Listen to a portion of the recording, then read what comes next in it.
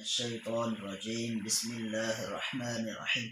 ألف لام ميم. ذلك الكتاب لا ريب فيه هدى للمتقين الذين يؤمنون بالغيب ويقيمون الصلاة ومما رزقناهم ينفقون والذين يؤمنون بما أنزل إليك وما أنزل من قبلك وبالآخرة هم يوقنون أولئك على هدى من ربهم وأولئك هم المفلحون. إن الذين كفروا سواء عليهم أأنذرتهم أم لم تنذرهم لا يؤمنون. ختم الله على قلوبهم وعلى سمعهم وعلى أبصارهم غشاوة ولهم عذاب عظيم. ومن الناس من يقول آمنا بالله وباليوم الآخر وما هم بمؤمنين يخادعون الله والذين آمنوا وما يخدعون إلا أنفسهم وما يشعرون في قلوبهم مرض فزادهم الله مرضا ولهم عذاب أليم بما كانوا يكذبون. وإذا قيل لهم لا تفسدوا في الأرض قالوا إنما نحن مصلحون ألا إنهم هم المفسدون ولكن لا يشعرون. وإذا قيل لهم آمنوا كما آمن الناس قالوا ونؤمن كما آمن السفهاء ألا إنهم هم السفهاء ولكن لا يعلمون.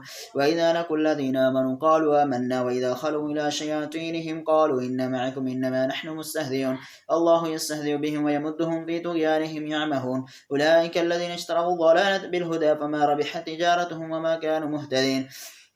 مثلهم كمثل الذي استوقد نارا فلما أضاءت ما حوله ذهب الله بنورهم وتركهم في ظلمات لا يبصرون صم بكم عمي فهم لا يرجعون. أو كسيب من السماء فيه ظلمات ورعد وبرق يجعلون أصابعهم في آذانهم من الصواعق حذر الموت والله محيط بالكافرين. يكاد البرق يخطف أبصارهم كلما أضاء لهم مشوا فيه وإذا ظلم عليهم قاموا ولو شاء الله لذهب بسمعهم وبصارهم إن الله على كل شيء قدير. يا أيها الناس اعبدوا ربكم الذي خلقكم والذين من قبلكم لعلكم تتقون الذي جعل لكم الأرض فراشا والسماء بناء وأنزل من السماء ماء فأخرج به من الثمرات رزقا لكم فلا تجعلوا لله أندادا وأنتم تعلمون. وإن كنتم في ريب مما نزلنا على عبدنا فأتوا بسورة من مثله وادعوا شهداءكم من دون الله إن كنتم صادقين فإن لم تفعلوا ولن تفعلوا فاتقوا النار التي وقودها الناس والحجارة أعدت للكافرين. وبشر الذين آمنوا وعملوا الصالحات أن لهم جنات تجري من تحتها الأنهار كلما رزقوا منها من ثمرات الرزق قالوا هذا الذي رزقنا من قبل وأتوا به متشابها ولهم فيها أزواج مطهرة وهم فيها خالدون. إن الله لا يستحيي أن يضرب مثلا ما بعوضة فما فوقها فأما الذين آمنوا فيعلمون أنه الحق من ربهم وأما الذين كفروا فيقولون ماذا أراد الله بهذا مثلا يذل به كثيرا ويهدي به كثيرا وما يذل به إلا الفاسقين الذين ينقضون عهد الله من بعد ميثاقه ويقطعون ما أمر الله به أن يوصل ويفسدون في الأرض أولئك هم الخاسرون. كيف تكفرون بالله وكنتم أمواتا فأحياكم ثم يميتكم ثم يحييكم ثم إليه ترجعون. هو الذي خلق لكم ما في الأرض جميعا ثم استوى إلى السماء فسواهن 7 سماوات وهو بكل شيء عليم. وإذ قال ربك للملائكة إني جاعل في الأرض خليفة قالوا وتجعل فيها من يفسد فيها ويسفك الدماء ونحن نسبح بحمدك ونقدس لك قال إني أعلم ما لا تعلمون. وعلم آدم الأسماء كلها ثم عرضهم على الملائكة فقال أنبئوني بأسماء هؤلاء إن كنتم صادقين قالوا سبحانك لا علم لنا إلا ما علمتنا إنك أنت العليم الحكيم. قال يا آدم انبئهم بأسمائهم فلما أنبأهم بأسمائهم قال لم أقل لكم إني أعلم غيب السماوات والأرض وأعلم ما تبدون وما كنتم تكتمون. وإذ قلنا للملائكة اسجدوا لآدم فسجدوا إلا إبليس أبى واستكبر وكان من الكافرين. وقلنا يا آدم اسكن أنت وزوجك الجنة وكلا منها رغدا حيث شئتما ولا تقربا هذه الشجرة فتكونا من الظالمين. فأزلهما الشيطان عنها فأخرجهما مما كان فيه وقلنا اهبطوا بعضكم لبعض عدو ولكم في الأرض مستقر ومتاع إلى حين. فتلقى آدم من ربه كلمات فتاب عليه إنه هو التواب الرحيم. قلنا اهبطوا منها جميعا فإما يأتينكم مني هدى فمن تبع هداي فلا خوف عليهم ولا هم يحزنون. والذين كفروا وكذبوا بآياتنا أولئك أصحاب النار هم فيها خالدون. يا بني إسرائيل اذكروا نعمتي التي أنعمت عليكم وأوفوا بأهدي أوفي بأهديكم وإياي فارهبون وآمنوا بما أنزلتم أحد يكلم معكم ولا تكونوا أول كافر به ولا تشتروا بآياتي ثمنا قليلا وإياي فاتقون ولا تلبسوا الحق بالباطل وتكتموا الحق وأنتم تعلمون وأقيموا الصلاة وآتوا الزكاة واركعوا مع الراكعين أتأمرون الناس بالبر وتنسون أنفسكم وأنتم تتلون الكتاب فلا تعقلون واستعينوا بالصبر والصلاة وإنها لكبيرة إلا على الخاشعين الذين يظنون أنهم ملاقو ربهم وأنهم إليه راجعون يا بني إسرائيل اذكروا نعمتي التي أنعمت عليكم وأني فضلتكم على العالمين واتقوا يوما لا تجزي نفس عن نفس شيئا ولا يقبل منها شفاعة ولا يؤخذ منها عدل ولا هم ينصرون وإذ نجيناكم من آل فرعون يسومونكم سوء العذاب يذبحون أبناءكم ويستحيون نساءكم وفي ذلكم بلاء من ربكم عظيم وإذ فرقنا بكم البحر فأنجيناكم وأغرقنا آل فرعون وأنتم تنظرون وإذ وعدنا موسى 40 ليلة ثم اتخذتم العجل من بعده وأنتم ظالمون ثم عفونا عنكم من بعد ذلك لعلكم تشكرون وإذ آتينا موسى الكتاب والفرقان لعلكم تهتدون وإذ قال موسى لقومه يا قوم إنكم ظلمتم أنفسكم باتخاذكم العجل فتوبوا إلى بارئكم فقتلوا أنفسكم ذلكم خير لكم عند بارئكم فتاب عليكم إنه هو التواب الرحيم وإذ قلتم يا موسى لن نؤمن لك حتى نرى الله جهرة فأخذتكم الصاعقة وأنتم تنظرون ثم بعثناكم من بعد موتكم لعلكم تشكرون وظللنا عليكم الغمام وأنزلنا عليكم المن والسلوى كلوا من طيبات ما رزقناكم وما ظلمونا ولكن كانوا أنفسهم يظلمون وإذ قلنا ادخلوا هذه القرية فكلوا منها حيث شئتم رغدا وادخلوا الباب سجدا وقولوا حتة نغفر لكم خطاياكم وسنزيد المحسنين فبدل الذين ظلموا قولا غير الذي قيل لهم فانزلنا على الذين ظلموا رجزا من السماء بما كانوا يفسقون وإذ استسقى موسى لقومه فقلنا اضرب بعصاك الحجر فانفجرت منه 12 عينا قد علم كل ناس مشربهم كلوا واشربوا من رزق الله ولا تعثوا في الأرض مفسدين وإذ قلتم يا موسى لا نصبر على طعام واحد فادع لنا ربك يخرج لنا مما تنبت الأرض من بقلها وقثائها وفومها ودسها وبصلها قال تستبدلون الذي هو أدنى بالذي هو خير اهبطوا مصرا فإن لكم ما سألتم وضربت عليهم الذلة والمسكنة وباءوا بغضب من الله ذلك بأنهم كانوا يكفرون بآيات الله ويقتلون النبيين بغير الحق ذلك بما عصوا وكانوا يعتدون إن الذين آمنوا والذين هادوا والنصارى والصابين من آمن بالله واليوم الآخر وعمل صالحا فلهم أجرهم عند ربهم ولا خوف عليهم ولا هم يحزنون وإذا أخذنا ميثاقكم ورفعنا فوقكم الطور خذوا ما آتيناكم بقوة واذكروا ما فيه لعلكم تتقون ثم توليتم من بعد ذلك فلولا فضل الله عليكم ورحمته لكنتم من الخاسرين ولقد علمتم الذين اعتدوا منكم في السبت فقلنا لهم كونوا قردة خاسئين فجعلناها نكالا لما بين يديها وما خلفها وموعظة للمتقين وإذ قال موسى لقومه إن الله يأمركم أن تذبحوا بقرة قالوا وتتخذنا هزوا قال أعوذ بالله أن أكون من الجاهلين قالوا ادع لنا ربك يبين لنا ما هي قال إنه يقول إنها بقرة لا فارض ولا بكر عبان بين ذلك فافعلوا ما تؤمرون قالوا ادع لنا ربك يبين لنا ما لونها قال إنه يقول إنها بقرة صفراء فاقع لونها تسر الناظرين قالوا ادع لنا ربك يبين لنا ما هي إن البقرة تشابه علينا وإنا إن شاء الله لمهتدون قال إنه يقول إنها بقرة لا ذلول تثير الأرض ولا تسقي الحرث مسلمة لا شيء فيها قالوا لا جئت بالحق فذبحوها وما كادوا يفعلون وإذ قتلتم نفسا فادارأتم فيها والله مخرج ما كنتم تكتمون فقلنا اضربوه ببعضها كذلك يحيي الله الموت ويريكم آياته لعلكم تعقلون ثم قست قلوبكم من بعد ذلك فهي كالحجارة وأشد قسوة وإن من الحجارة لما يتفجر منه الأنهار وإن منها لما يشقق فيخرج منه الماء وإن منها لما يهبط من خشية الله وما الله بغافل عما تعملون أفتطمعون يؤمنوا لكم قد كان فريق منهم يسمعون كلام الله ثم يحرفونه من بعد ما قالوه وهم يعلمون وإذا لقوا الذين آمنوا قالوا آمنا وإذا خلا بعضهم إلى بعض قالوا وتحدثونهم بما فتح الله عليكم ليحاجوكم به عند ربكم فلا تعقلون أولا يعلمون أن الله يعلم ما يسرون وما يعلنون ومنهم أميون لا يعلمون الكتاب إلا أماني وإنهم إلا يظنون فويل للذين يكتبون الكتاب بأيديهم ثم يقولون هذا من عند الله ليشتروا به ثمنا قليلا فويل لهم مما كتبت أيديهم وويل لهم مما يكسبون وقالوا لن تمسنا النار إلا أياما معدودة قل اتخذتم عند الله عهدا فلن يخلف الله عهده وأم تقولون على الله ما لا تعلمون بلى من كسب سيئة وحاتت به خطيئته فأولئك أصحاب النار هم فيها خالدون والذين آمنوا وعملوا الصالحات أولئك أصحاب الجنة هم فيها خالدون وإذا أخذنا ميثاق بني إسرائيل لا تعبدون إلا الله الله وبالوالدين إحسانا وذي القربى واليتامى والمساكين وقولوا للناس حسنا وأقيموا الصلاة وآتوا الزكاة ثم توليتم إلا قليلا منكم وأنتم معرضون وإذا أخذنا ميثاقكم لا تسفكون دماءكم ولا تخرجون أنفسكم من دياركم ثم أقررتم وأنتم تشهدون ثم أنتم هؤلاء تقتلون أنفسكم وتخرجون فريقا منكم من ديارهم تظاهرون عليهم بالإثم والعدوان وإن يأتوكم أسارى تفادوهم وهو محرم عليكم إخراجهم أفتؤمنون ببعض الكتاب وتكفرون ببعض فما جزاء من يفعل ذلك منكم إلا خزي في الحياة الدنيا ويوم القيامة يردون إلى أشد العذاب وما الله بغافل عما تعملون أولئك الذين اشتروا الحياة الدنيا بالآخرة فلا يخفف عنهم العذاب ولا هم ينصرون ولقد آتينا موسى الكتاب وقفينا من بعده بالرسل وآتينا عيسى ابن مريم البينات وأيدناه بروح القدس أفكلما جاءكم رسول بما لا تهوى أنفسكم استكبرتم ففريقا كذبتم وفريقا تقتلون وقالوا قلوبنا غلف بل لعنهم الله بكفرهم فقليلا ما يؤمنون ولما جاءهم كتاب من عند الله مصدق لما معهم وكانوا من قبل يستفتحون على الذين كفروا فلما جاءهم ما عرفوا كفروا به فلعنة الله على الكافرين بئس ما اشتروا به أنفسهم ويكفروا بما أنزل الله بغيا أن ينزل الله من فضله على من يشاء من عباده فباءوا بغضب على غضب وللكافرين عذاب مهين وإذا قيل لهم آمنوا بما أنزل الله قالوا نؤمن بما أنزل علينا ويكفرون بما وراءه وهو الحق مصدقا لما معهم قل فلم تقتلون أنبياء الله من قبل إن كنتم مؤمنين ولقد جاءكم موسى بالبينات ثم اتخذتم العجل من بعده وأنتم ظالمون وإذا أخذنا ميثاقكم ورفعنا فوقكم الطور خذوا ما آتيناكم بقوة واسمعوا قالوا سمعنا وعصينا وأشربوا في قلوبهم العجل بكفرهم قل بئس ما يأمركم به إيمانكم إن كنتم مؤمنين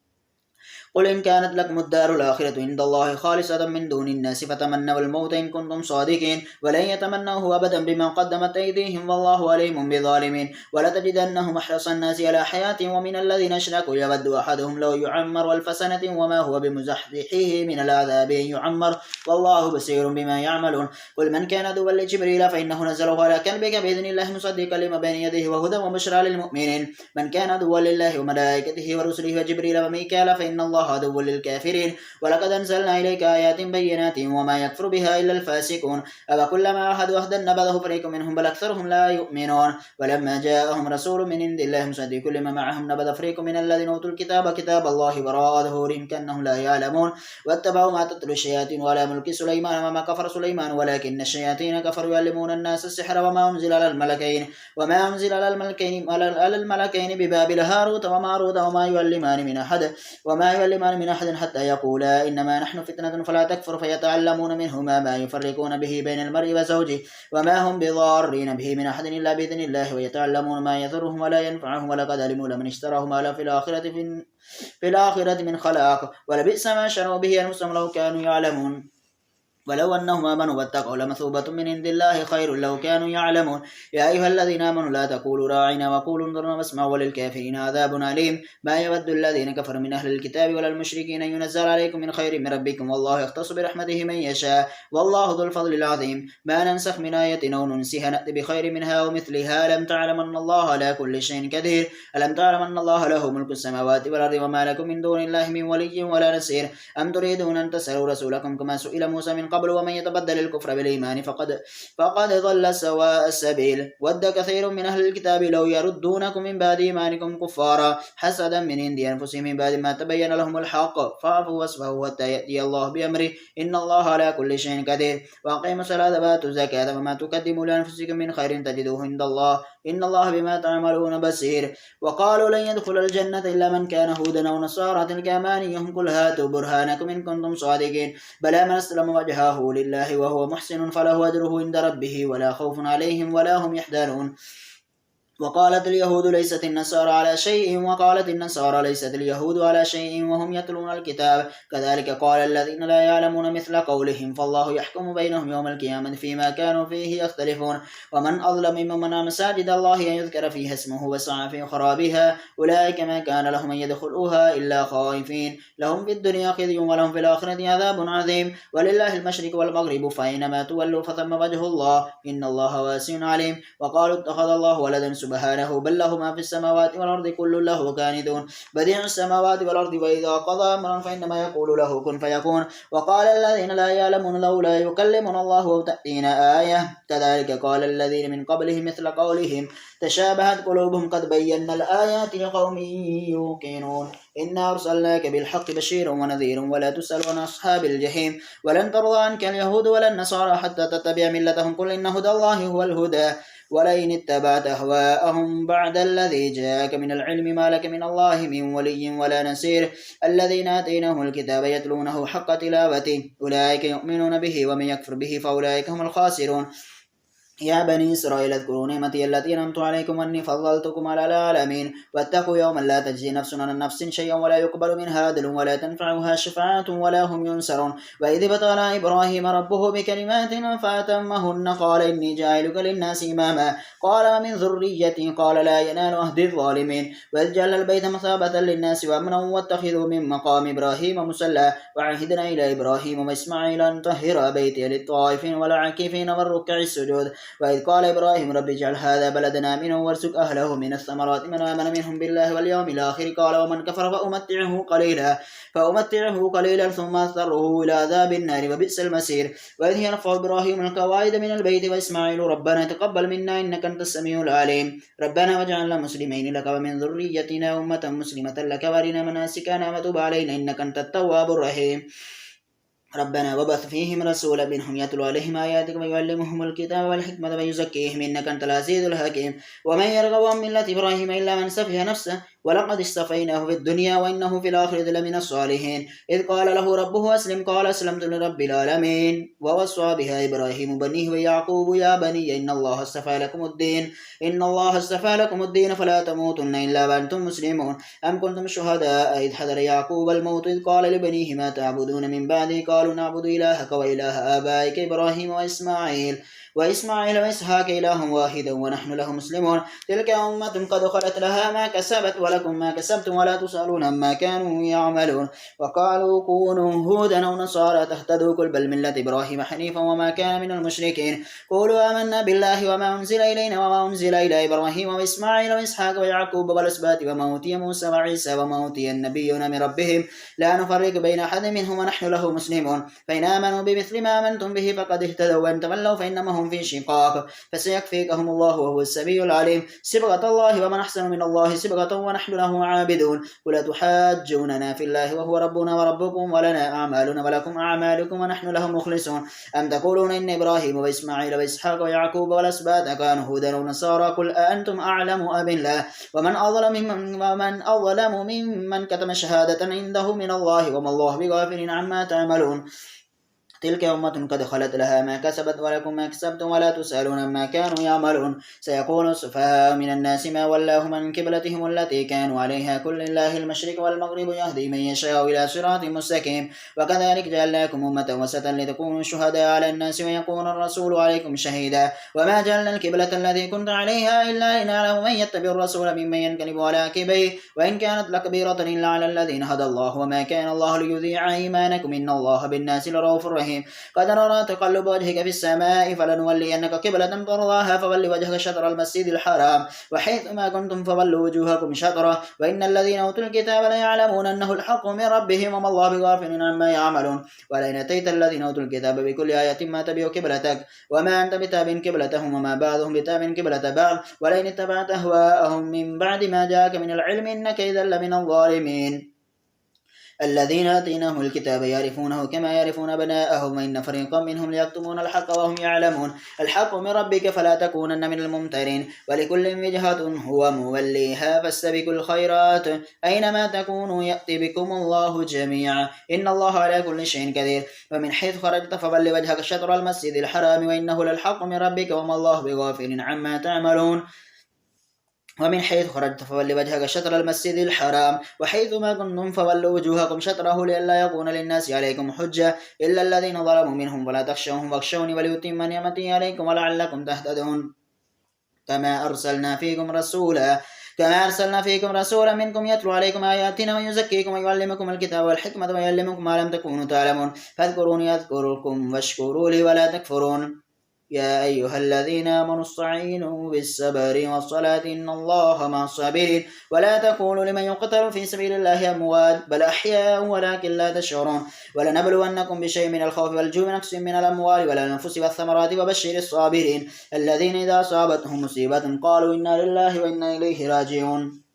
أولئك عليهم صلوات من ربهم ورحمة وأولئك هم المهتدون. إن الصفا والمروة من شعائر الله فمن حج البيت أو اعتمر فلا جناح عليه أن يطوف بهما ومن تطوع خيرا فإن الله شاكر عليم. إن الذين يكتمون ما أنزلنا من البينات والهدى من بعد ما بيناه للناس في الكتاب أولئك يلعنهم الله يلعنهم اللاعنون إلا الذين تابوا وأصلحوا وبينوا فأولئك أتوب عليهم وأنا التواب الرحيم. إن الذين كفروا وماتوا هم كفار أولئك عليهم لعنة الله والملائكة والناس أجمعين خالدين فيها لا يخفف عنهم العذاب ولا هم ينظرون. وإلهكم إله واحد لا إله إلا هو الرحمن الرحيم. إن في خلق السماوات والأرض واختلاف الليل والنهار والفلك التي تجري في البحر بما ينفع الناس وما أنزل الله من السماء من ماء فأحيا به الأرض بعد موتها وبث فيها من كل دابة وتصريف الرياح والسحاب المسخر بين السماء والأرض لآيات لقوم يعقلون.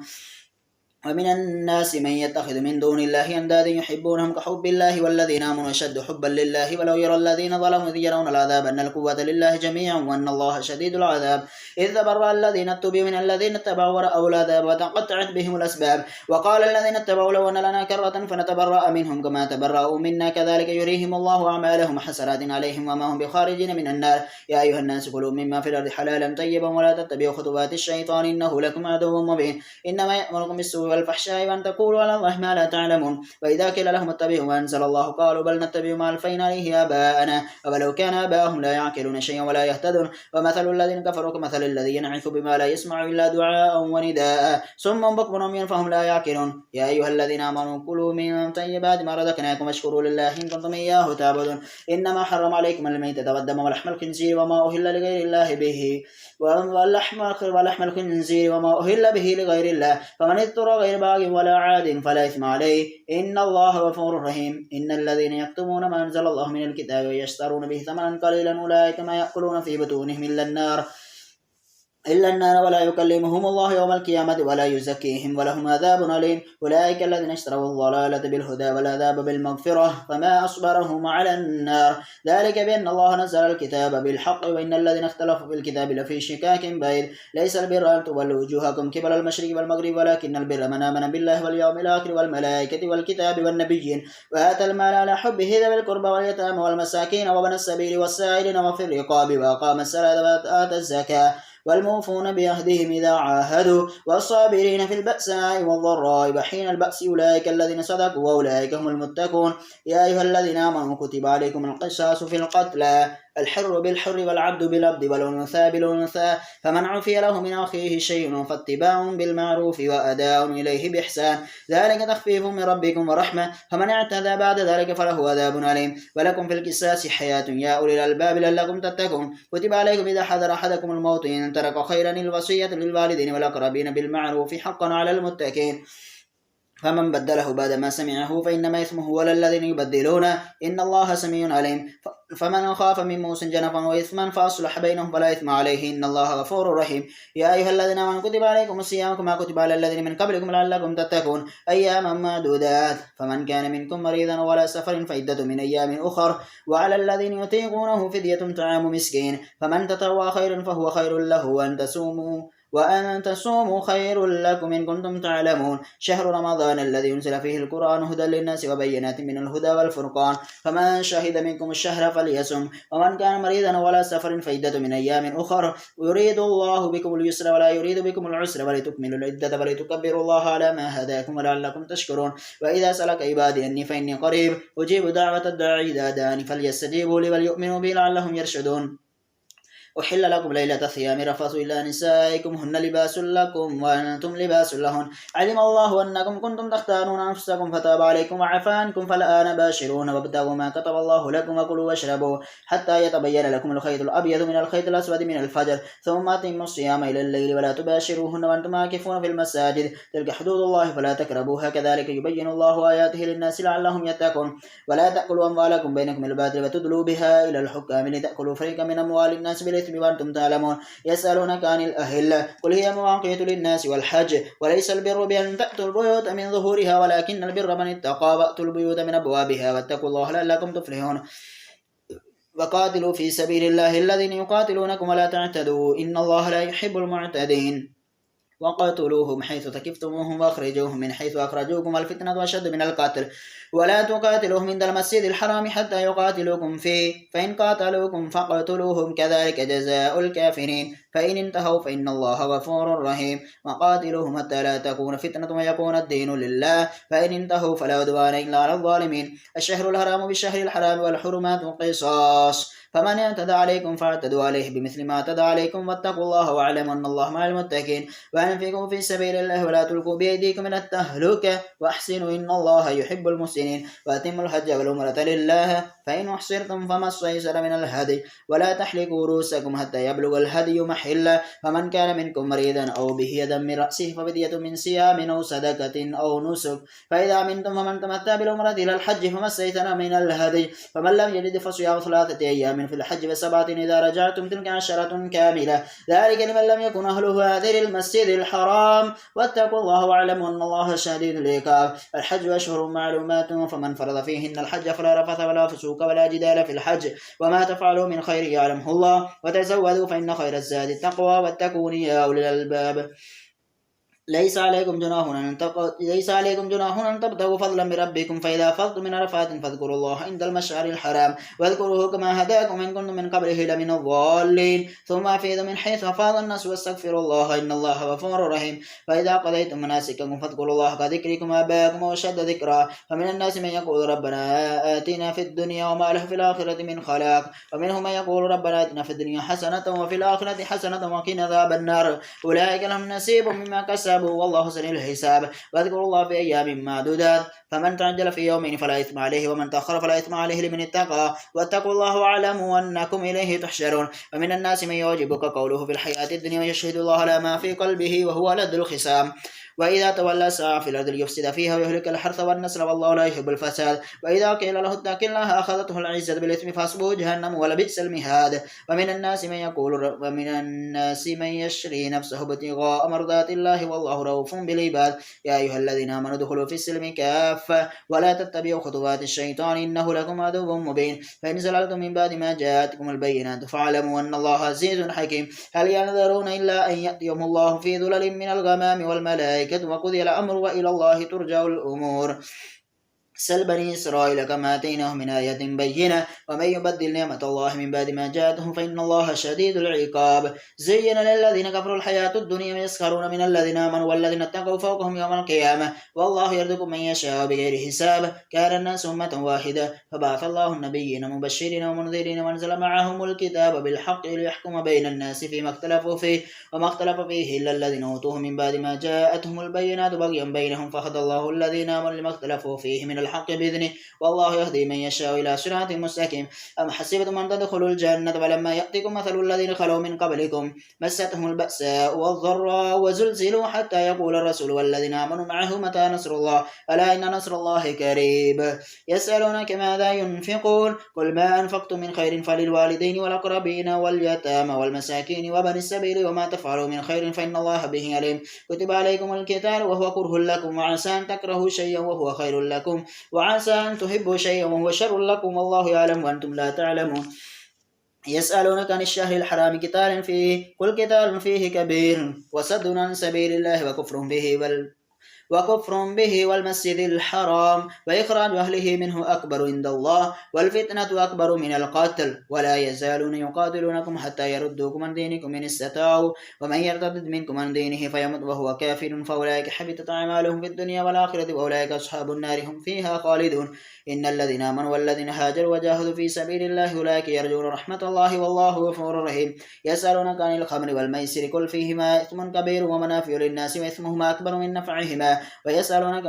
ماذا ينفقون قل العفو كذلك يبين الله لكم الآيات لعلكم تتفكرون في الدنيا والآخرة ويسألونك عن اليتامى قل إصلاح لهم خير وإن تخالطوهم فإخوانكم والله يعلم المفسد من المصلح ولو شاء الله لأعنتكم إن الله عزيز حكيم ولا تنكحوا المشركات حتى يؤمن ولا أمة مؤمنة خير من مشركة ولو أعجبتكم ولا تنكحوا المشركين حتى يؤمنوا ولا عبد مؤمن خير من مشرك ولو أعجبكم أولئك يدعون إلى النار والله يدعو إلى الجنة والمغفرة بإذنه ويبين آياته للناس لعلهم يتذكرون ويسألونك عن المحيض قل هو أذى فاعتزلوا النساء في المحيض ولا تقربوهن حتى يطهرن فإذا تطهرن فأتوهن من حيث أمركم الله إن الله يحب التوابين ويحب المتطهرين نساؤكم حرث لكم فأتوا حرثكم أن شئتم وقدموا لأنفسكم واتقوا الله واعلموا أنكم ملاقوه وبشر المؤمنين ولا تجعلوا الله عرضة لأيمانكم أن تبروا وتتقوا وتصلحوا بين الناس والله سميع عليم لا يؤاخذكم الله باللغو في أيمانكم ولكن يؤاخذكم بما كسبت قلوبكم والله غفور حليم للذين يؤلون من نسائهم تربص 4 أشهر فإن فاءوا فإن الله غفور رحيم وإن عزموا الطلاق فإن الله سميع عليم والمطلقات يتربصن بأنفسهن 3 قروء ولا يحل لهن أن يكتمن ما خلق الله في أرحامهن إن كن يؤمن بالله واليوم الآخر وبعولتهن أحق بردهن في ذلك إن أرادوا إصلاحا ولهن مثل الذي عليهن بالمعروف وللرجال عليهن درجة والله عزيز حكيم الطلاق 2 فإمساك بمعروف وتسريح بإحسان ولا يحل لكم أن تأخذوا مما آتيتموهن شيئا إلا أن يخافا ألا يقيما حدود الله فإن خفتم ألا يقيما حدود الله فلا جناح عليهما فيما افتدت به تلك حدود الله فلا تعتدوها ومن يتعد حدود الله فأولئك هم الظالمون فإن طلقها فلا تحل له من بعد حتى تنكح زوجا غيره فإن طلقها فلا جناح عليهما أن يتراجعا إن ظنا أن يقيما حدود الله وتلك حدود الله يبينها لقوم يعلمون وإذا طلقتم النساء فبلغن أجلهن فامسكوهن بمعروف أو سرحوهن بمعروف ولا تمسكوهن ضرارا لتعتدوا ومن يفعل ذلك فقد ظلم نفسه ولا تتخذوا آيات الله هزوا واذكروا نعمة الله عليكم وما أنزل عليكم من الكتاب والحكمة يعظكم به واتقوا الله واعلموا أن الله بكل شيء عليم وإذا طلقتم النساء فبلغن أجلهن فلا تعذلوهن أن ينكحن أزواجهن إذا تراضوا بينهم بالمعروف ذلك يوعظ به من كان منكم يؤمن بالله واليوم الآخر ذلك أزكى لكم وأطهر والله يعلم وأنتم لا تعلمون والوالدات يرضين أولادهن حولين كاملين لمن أراد أن يتم الرضاعة وعلى المولود له رزقهن وكسوتهن بالمعروف لا تكلف نفس إلا وسعها لا تضار والدة بولدها ولا مولود له بولده وعلى الوارث مثل ذلك فإن أرادا انفصالا عن تراض منهما وتشاور فلا جناح عليهما وإن أردتم أن تسترضعوا أولادكم فلا جناح عليكم إذا سلمتم ما آتيتم بالمعروف واتقوا الله واعلموا أن الله بما تعملون بصير والذين يتوفون منكم يذرون أزواجا يتربصن بأنفسهن 4 أشهر و10 فإذا بلغن أجلهن فلا جناح عليكم فيما فعلن في أنفسهن بالمعروف والله بما تعملون خبير ولا جناح عليكم فيما عرضتم به من خطبة النساء وأكننتم في أنفسكم علم الله أنكم ستذكرونهن ولكن لا تواعدوهن سرا إلا أن تقولوا قولا معروفا ولا تعزموا عقدة النكاح حتى يبلغ الكتاب أجله واعلموا أن الله يعلم ما في أنفسكم فاحذروا واعلموا أن الله غفور حليم لا جناح عليكم إن طلقتم النساء ما لم تمسوهن تفرضوا لهن فريضة ومتعوهن على الموسع قدره وعلى المقتر قدره متاعا بالمعروف حقا على المحسنين وإن طلقتموهن من قبل أن تمسوهن وقد فرضتم لهن فريضة فنصف ما فرضتم إلا أن يعفون أو يعفو والذي بيده عقدة النكاح وأن تعفوا أقرب للتقوى ولا تنسوا الفضل بينكم إن الله بما تعملون بصير حافظوا على الصلوات والصلاة الوسطى وقوموا لله كانتين فإن خفتم فرجالا ركبانا فإذا منتم فاذكروا الله كما علمكم ما لم تكونوا تعلمون والذين يتوفون منكم يذرون أزواجا وصية لأزواجهم متاعا إلى الحول غير إخراج فإن خرجنا فلا جناح عليكم فيما فعلن في أنفسهن من معروف والله عزيز حكيم وللمطلقات متاع بالمعروف حقا على المتقين كذلك يبين الله لكم آياته لعلكم تعقلون ألم تر إلى الذين خرجوا من ديارهم وهم ألوف حذر الموت فقال لهم الله موتوا ثم أحياهم إن الله لذو فضل على الناس ولكن أكثر الناس لا يشكرون وقاتلوا في سبيل الله واعلموا أن الله سميع عليم من ذا الذي يقرض الله قرضا حسنا فيضاعفه له أضعافا كثيرا والله يقبض ويبسط وإليه ترجعون ألم تر إلى الملأ من بني إسرائيل من بعد موسى إذ قالوا لنبي لهم ابعث لنا ملكا نقاتل في سبيل الله قال هل عسيتم شيء من كتب عليكم القتال ولا تقاتلوا قالوا وما لنا لا نقاتل في سبيل الله وقد أخرجنا من ديارنا وأبنائنا فلما كتب عليهم القتال تولوا إلا قليلا منهم والله عليم بالظالمين وقال لهم نبيهم إن الله قد بعث لكم طالوت ملكا قالوا أن يكون له الملك علينا ونحن حق بالملك منه ولم يؤت ساعة من المال قال إن الله استفاه عليكم وزاده بسطة في العلم والجسم والله يؤتي ملكه من يشاء والله واسع عليم وقال لهم نبيهم من آية ملكه أن يأتيكم التابوت فيه سكينة من ربكم وبقية مما ترك على موسى وآل هارون تحمله الملائكة إن في ذلك لآية لكم إن كنتم مؤمنين فلما فصل طالوت بالجنود قال إن الله مبتليكم بنهر فمن شرب منه فليس مني ومن لم يطعمه فإنه مني إلا من اغترف غرفة بيده فشربوا منه إلا قليلا منهم فلما جاوزه هو والذين آمنوا معه قالوا لا طاقة لنا اليوم بجالوت وجنوده قال الذين يظنون أنهم ملاقو الله كم من فئة قليلة غلبت فئة كثيرة بإذن الله والله مع الصابرين ولما برزوا لجالوت وجنوده قالوا ربنا أفرغ علينا صبرا وثبت أقدامنا وانصرنا على القوم الكافرين فهزموهم بإذن الله وقتل داود جالوت وآتاه الله الملك والحكمة وعلمه مما يشاء ولولا دفع الله الناس بعضهم ببعض لفسدت الأرض ولكن الله ذو فضل على العالمين تلك آيات الله نتلوها عليك بالحق وإنك لمن المرسلين تلك الرسل فضلنا بعضهم على بعض منهم من كلم الله ورفع بعضهم درجات وآتينا عيسى ابن مريم البينات وأيدناه بروح القدس ولو شاء الله ما اقتتل الذين من بعدهم من بعد ما جاءتهم البينات ولكن اختلفوا فمنهم من آمن ومنهم من كفر ولو شاء الله ما اقتتلوا ولكن الله يفعل ما يريد يا أيها الذين آمنوا أنفقوا مما رزقناكم من قبل أن يأتي يوم لا بيع فيه ولا خلة ولا شفاعة والكافرون هم الظالمون الله لا إله إلا هو الحي القيوم لا تأخذه سنة ولا نوم له ما في السماوات وما في الأرض من ذا الذي يشفع عنده إلا بإذنه يعلم ما بين أيديهم وما خلفهم ولا يحيطون بشيء من علمه إلا بما شاء وسع كرسيه السماوات والأرض ولا يؤوده حفظهما وهو العلي العظيم لا إكراه في الدين قد تبين الرشد من الغي فمن يكفر بالطاغوت ويؤمن بالله فقد استمسك بالعروة الوثقى لا انفصام لها والله سميع عليم الله ولي الذين آمنوا يخرجهم من الظلمات إلى النور والذين كفروا أولياءهم الطاغوت يخرجون من النور إلى الظلمات أولئك أصحاب النار هم فيها خالدون ألم تر إلى الذي حاج إبراهيم في ربه أن آتاه الله الملك إذ قال إبراهيم ربي الذي يحيي ويميت قال أنا أحيي وأميت قال إبراهيم فإن الله يأتي بالشمس من المشرق فأت بها من المغرب فبهت الذي كفر والله لا يهدي القوم الظالمين أو كالذي مر على قرية وهي خاوية على عروشها قال أن يحيي هذه الله بعد موتها فأماته الله 100 عام ثم بعثه قال كم لبثت قال لبثت يوما أو بعض يوم قال لبثت يوما وبعد يوم قال بل لبثت 100 عام فانظر إلى طعامك وشرابك لم يتسنه وانظر إلى حمارك ولنجعلك آية للناس وانظر إلى العظام كيف ننشدها ثم نكسوها لحما فلما تبين له قال أعلم أن الله على كل شيء قدير وإذ قال إبراهيم ربي أرني كيف تحيي الموتى قال ولم تؤمن قال بلى ولكن ليطمئن قلبي قال فخذ 4 من الطير فصرهن إليك ثم اجعل على كل جبل منهن جزءا ثم دعهن يأتيكن سعيا واعلم أن الله عزيز حكيم مثل الذين ينفقون أموالهم في سبيل الله كمثل حبة أنبتت 7 سنابل في كل سنبلة 100 حبة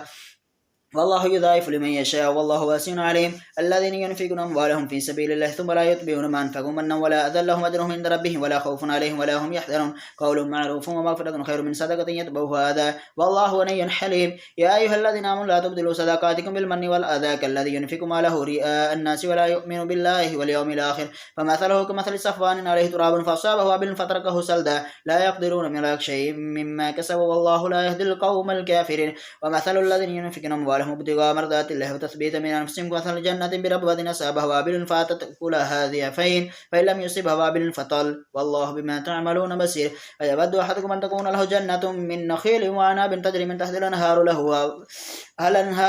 له فيها من كل الثمرات فأصابه الكبر وله ذرية ضعفاء فأصابها يسار فيه نار فاحترقت كذلك يبين الله لكم الآيات لعلكم تتفكرون يا أيها الذين آمنوا أنفقوا من طيبات ما كسبتم ومما أخرجنا لكم من الأرض ولا تيمموا الخبيث منه تنفقون ولستم بآخذه إلا أن تغمضوا فيه واعلموا أن الله غني حميد الشيطان يعدكم الفقر ويأمركم بالفحشاء والله يعدكم مغفرة منه وفضلا والله واسع عليم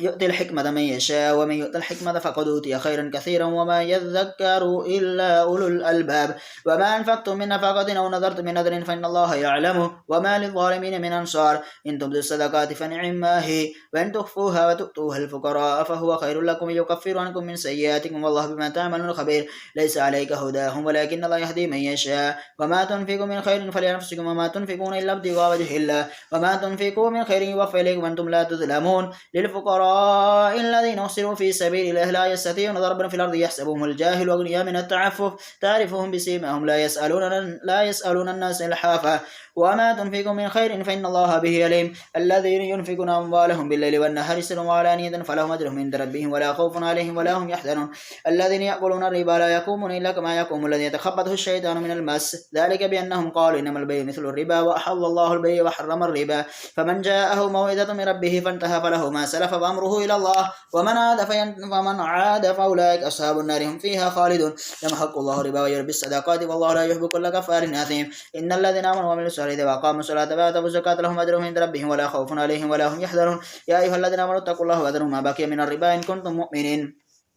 فإن لم تفعلوا فأذنوا بحرب من الله ورسوله وإن تبتم فلكم رؤوس أموالكم لا تظلمون ولا تظلمون وإن كان ذو عسرة فنظرة إلى ميسرة وأن تصدقوا خير لكم إن كنتم تعلمون واتقوا يوما ترجعون فيه إلى الله ثم توفى كل نفس ما كسبت وهم لا يظلمون يا أيها الذين آمنوا إذا تداينتم بدين إلى أجل مسمى فاكتبوا وليكتب بينكم كاتب بالعدل ولا يأبى كاتب أن يكتب كما علمه الله فليكتب وليملل الذي عليه الحق وليتق الله ربه ولا يبخس منه شيئا